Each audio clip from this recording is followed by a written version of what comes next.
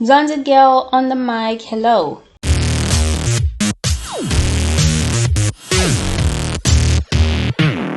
Listen, I have good and very important news for you today. Yes, it is a difficult time for many people in this country as they are experiencing massive job losses due to COVID-19. As a result, many people are applying for jobs and the competition is that high. So I thought, let me be of help and give some tips with regards to applying for government jobs with Z83. Yes, that is our main topic today, Z83. Z83 looks pretty much simple, and it is, but let me tell you this. It is the most important form that we have to complete precisely in order for the employer to even look at your CV. That's how important it is. It is the first piece that they look at before they go through your whole application documents. This form is used to select CVs to further look at. This means that a small mistake you make can cost you an opportunity for interview and a possible job opportunity. I have dedicated this video for you job seekers to master this form in order to be able or to be one step ahead to getting your dream job. Without going any further, let's get down to it.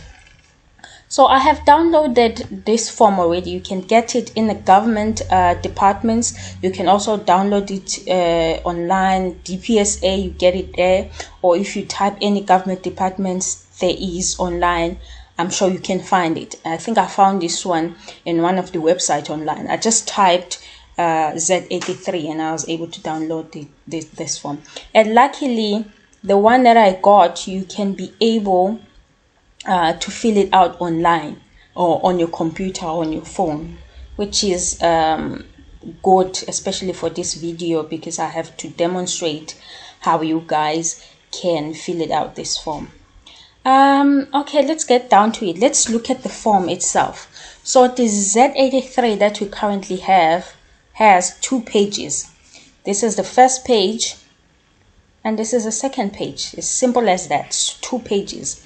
But it's an overview of everything you have on your CV. It's basically a summary that helps the employer to get an idea of what kind of person you are, what kind of experiences you have, the kind of education. It has everything in these 2 pages.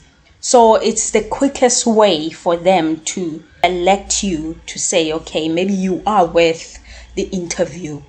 That's why it is important to master it. It's important to complete it neatly and clearly. Because if it's not, they're not going to go through your whole application. Can you imagine how many people are applying at this point?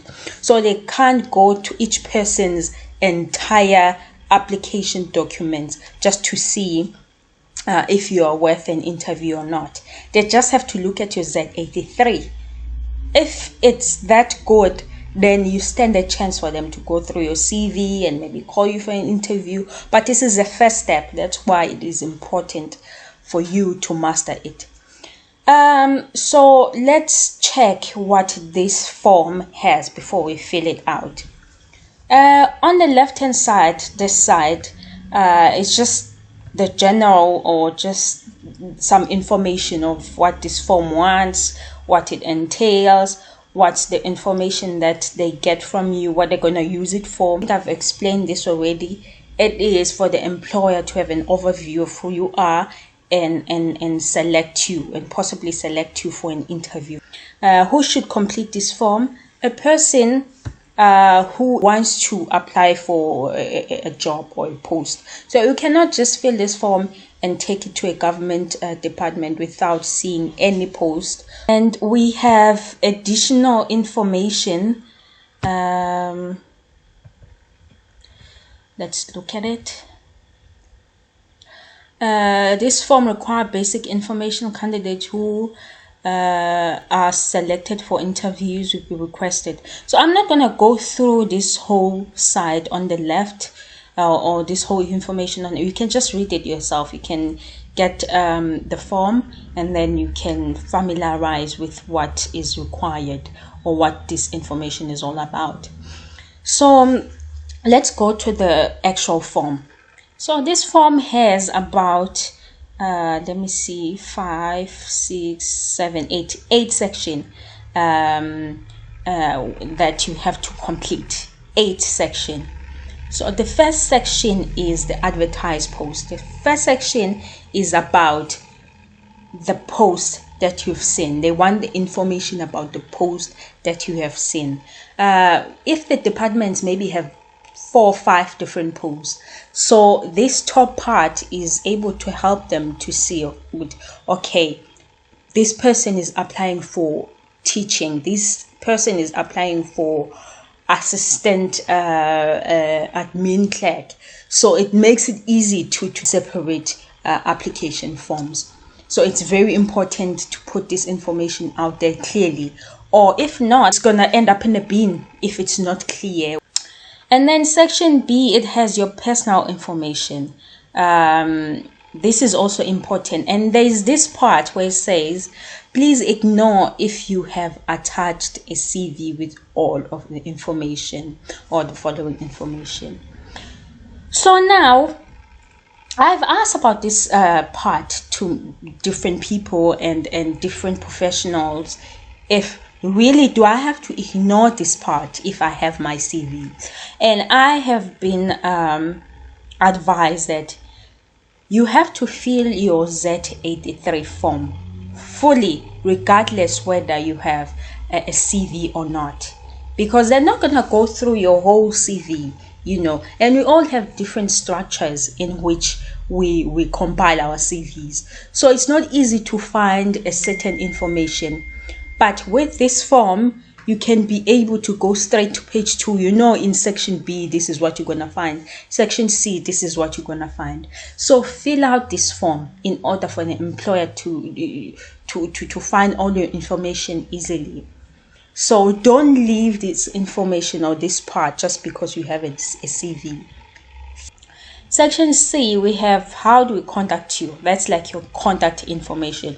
We're going to go through that in more details when you're filling it out. So also have a language proficiencies. Languages that you are able to speak, read, and write. We have qualifications, where you studied, and F, we have work experience. And then on G, we have references, people that they can call to verify if you are the person that you said you are on your CV. And lastly, the part that most people forget that is super important is a signature and a date. If you miss a date or a signature, your CV can be just thrown away, because there's so many CVs. So if you miss one thing, just one thing, your CV is out. If you miss a reference, your CV is out. They just want people to have all the information that they can work with. So if you don't have a signature, they don't know if your CV is there or your application is there by mistake. All the information must be accurate. Let's go at the top and fill out this form. I'm sure you've been waiting for this part. I'm trying to check out a post that I was going to make an example with. So here you've seen a nursing post online, and you've got your Z83. It's time to fill it out. We are on the first section, which says the advertised post. So the post for which you are applying for, as advertised. I have to emphasize this, as advertised. They've emphasized that as well. So you have to put the post that you are applying for as advertised. For instance, if it says grade R teacher, that's what you have to write here, grade R teacher. You can't just say a teacher. By doing that, your application is automatically out. You have to put it as in the advertisement, as in the post. That's why it is important to see the actual post by yourself. Don't hear people saying, oh, it's a teacher's post, it's a nurse's, because that's what you're going to put here. But what is required here is the position for which you are applying for as advertised. So you have to, it's a copy and paste kind of thing. So this nurse post, so the post is saying professional nurse general. That's what I'm gonna put there. It's professional nurse, and then in brackets they say general. That's the post. That's the post. That's what you write. You cannot say just a nurse. You cannot just say professional nurse only and leave out general. Professional nurse general. That's the post. And then we have to go to the department where the position was advertised.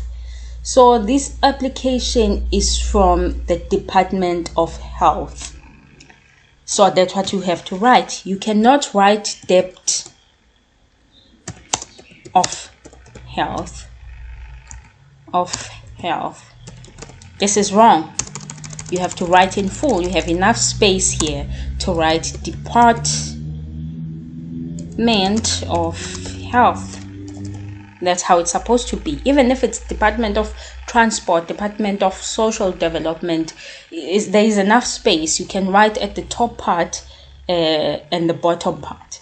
So there is no department name that is longer than this space that is provided here. Even if you're writing or completing this form with your pen, it is possible to write everything in this space. It's enough.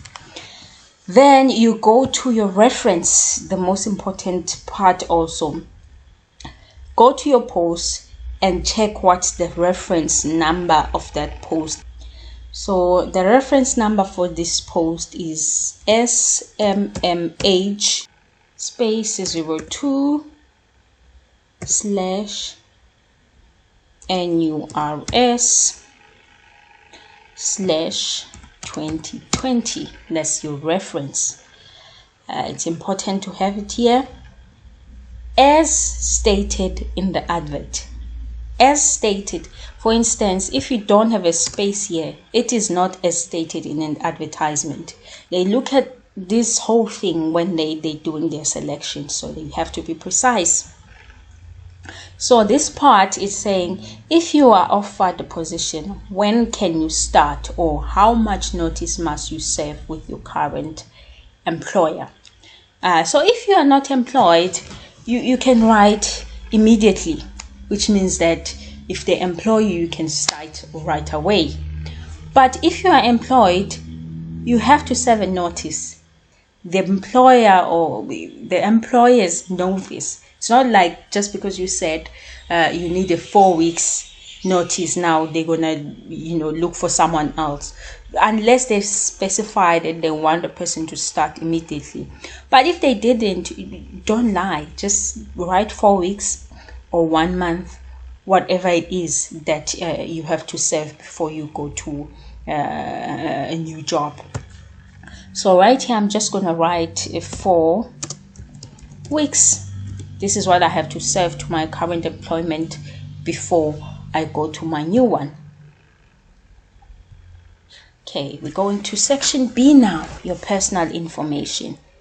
Like I said before, do not ignore this part, fill it out. So your surname, you write your surname there. You are Ngema. Remember to write in capital letters. That's what we do, is when you're completing a form, you have to complete it in capital letters. And then your names, you are Sanele Pilani. And then your date of birth, you are born in 1991/November/28, right? Your identity number, you are 91/11/28. You leave a space. You are 501315 or whatever your identity number is. I'm just making an example there. And on your race, you are African, and then you put a cross there, African. Gender, you are a male, you put a cross there. disability. Do you have a disability? If yes, you put a cross there. If no, you put a cross there. No, I don't have a disability. Are you a South African citizen? Then you put here a yes if you are. If you are from another country, you put a no. From Zimbabwe, you write Zimbabwe. If you're from Ghana, you write Ghana. If you are a South African citizen, then you can write NA, which is not applicable because you are a South African citizen. And do you have a valid work permit? If you are not a South African citizen, then if you're not a South African citizen, you're gonna say yes if you have. If you don't have, you're gonna say no. If you are a South African citizen, you're ignoring this part because it is not applicable to you. Have you been convicted of a criminal offense or been dismissed from employment? If yes, you have to say yes. If no, then it's a no. I have to tell you this. You have to be honest in this part because at the end they're gonna know and they're gonna disqualify you if you've been lying. So tell the truth. If you have a criminal offense or been convicted, write yes. Require state of official registration. Provide date and particulars of registration. So this part is for people who registered with their council. For instance, nurses have their council, social workers, teachers, doctors, you have to be registered. So here they want a date of which you first registered as a nurse, as a teacher. So if maybe you registered 22 July, okay, 22 July 2015, that's what you write. And then they say provide a date and particulars of registration and your registration board. That's what you're gonna put there. And let me see this one, this post degree midwife. So you'll be registered with SANC, which I presume is the South African Nursing Council. That's what you write there. Your first registration and the council for which you are registered at. Then we go to section C. How do we contact you? Preferred language for correspondence. So I would advise you here to write in English here so that if a person that is supposed to call you is unable maybe to understand isiXhosa or isiZulu, they'll be able to contact you because now they won't be able to go and employ a new person just to call you if they are unable to understand your language. So most people are able to communicate in English. Telephone number during office hours. Then you write a telephone number, whether it's a phone from work or your personal number, 471 and then 111 2222. That's your number. Preferred method of correspondence. The easiest method of correspondence, I would say it's an email. You can just put an X there. Because you know it's a lot of work to do a post. Imagine them posting, sending a post to you just to say please come for an interview. It's a lot of work. Email is the easiest, so write an email, put an X on your email box, and then you can put your email address here, which is normally your name and your surname. What your name is, Sanele Ngema. So you can say Sanele P Ngema, maybe at gmail.com. That's your email address right there. Then you go to section D. That's where you put the languages that you understand, that you speak, that you read, and how good are you at those languages.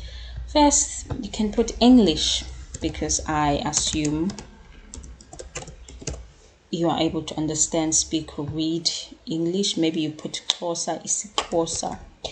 isiXhosa there, you put all the languages that you're good at, and maybe put Swati there.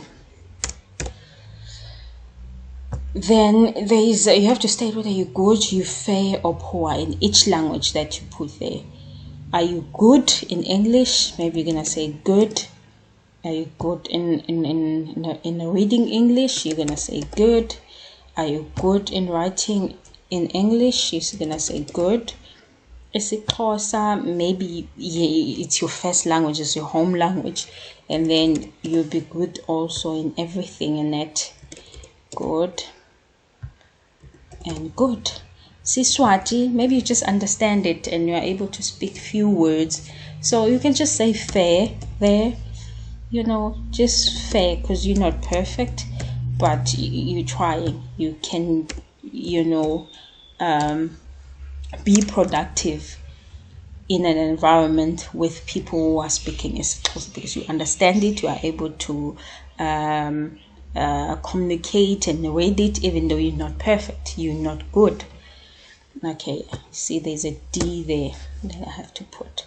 Okay, you're done with that section, and then you go to section E, qualifications.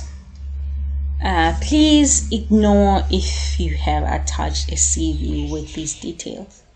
My advice is do not ignore this part. You have it in your CV, just put it again here so that it can be easier for the employer to understand the whole you and then select you for an interview. Name of the school, I'm just gonna create a name, RS High School. This is high school you went to. Highest qualification, you got national, senior, year obtained 2016. You're done with that part. Tertiary qualification, you went to University of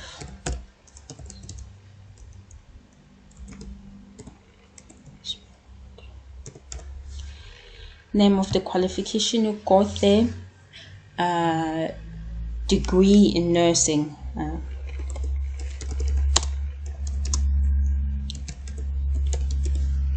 Year obtained, you got it in 2019, for instance. You're done with that part. If you have other degrees, you can put it there. If current studying, you can institution and qualification. Maybe you're studying at UKZN and the qualification, maybe masters in nursing or whatever that you're doing, that you're currently doing. You put it in this space in current study.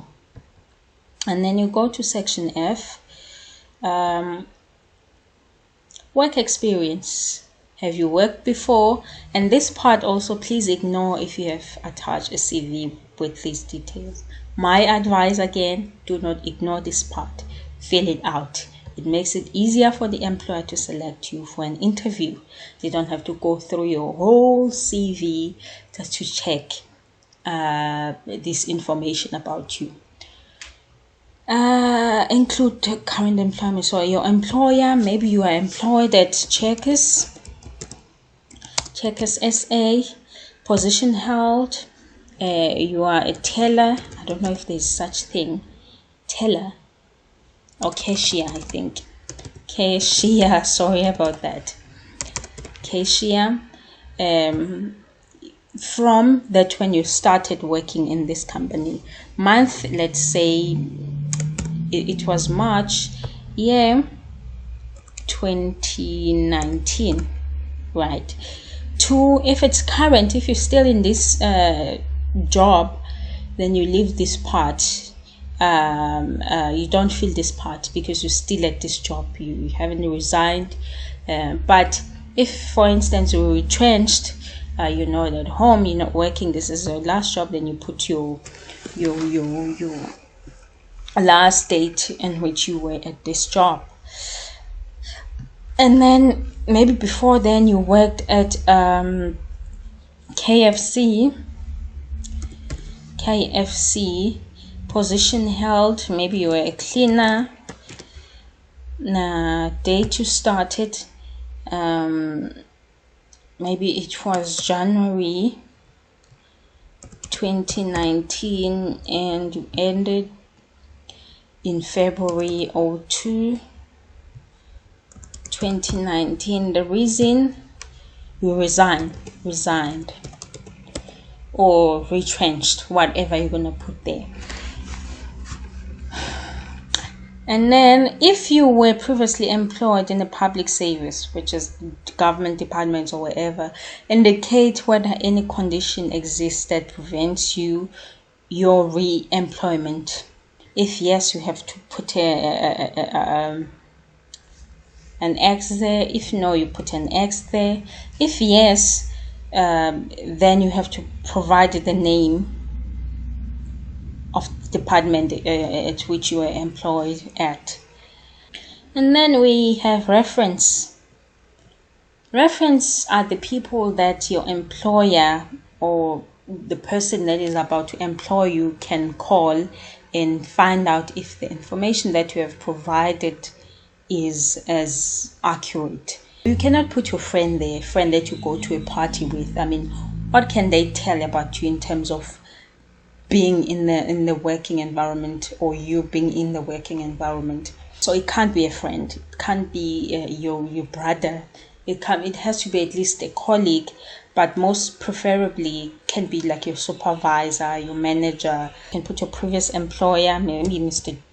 Jones or Mr. Lamini, whoever was your previous employer. Mr. Lamini. Relationship, maybe he was your supervisor, and then you put a telephone number there.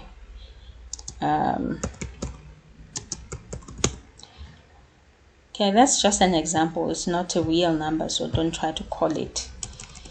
I have to put this in bracket because this is a code. This is a Durban code, if I'm not mistaken. And then you have to put all, preferably just 3. So I'm just making an example. Just put 3 of your references, people that they can call, people who know you at the working environment. Okay, now we're going to the last part, which is a declaration. I declare that all information provided, including any documents, is complete and correct to the best of my knowledge. I understand that any false information supplied could lead to my application being disqualified or my discharge if I'm appointed. So this is your declaration to say all the information that you've provided in this Z83 and all the documents that you've provided for this application or this post is correct. So this part is important. If you didn't sign, or if you don't sign this part, your application is going to be put in the bin. It's not going to be considered, because now you are not declaring that everything that's there is yours and is true. So you have to, unfortunately you cannot sign here, so you have to, like, you're done completing this form. What you're gonna do now, you'll have to print it out, sign and put a date. Sign and put a date. Your form is complete. That's the end of your Z83. And maybe before you even print it out, you have to go back and check if everything is in place, everything is added correctly, position applying for, the departments, the spelling, check just everything. Then if you're satisfied, then you can print out this form, don't forget to put your signature, or all this will be a waste of time. Put your signature, put the date, and take all your documents, take your CV. Your documents have to be certified at a police station or post office, and they should not be older than 3 months. It has to be neat. Make sure that your CV or your application attracts, because if it's annoying, these people are dealing with a lot of of applications. So if your application is dirty, they're just gonna put it in the bin. Make sure that it's clean. If you're writing in the pen, don't scratch things out, and just make sure it's clean.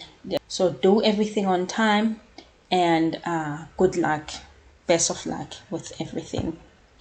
Guys, thank you so much for watching this video. I hope that it is helpful. I hope that you get the jobs that you want. If you have any questions, please leave a comment, whether it's about the Z83 or any other information that you may need with regards to apply, or any other information, because I'm not going to be specific to one thing with the videos that I'm going to post. I'm going to be posting more videos, so just look out. Please subscribe and put a notification button so that you will see the videos that I'm going to be posting, because they're going to be very helpful. Till next time.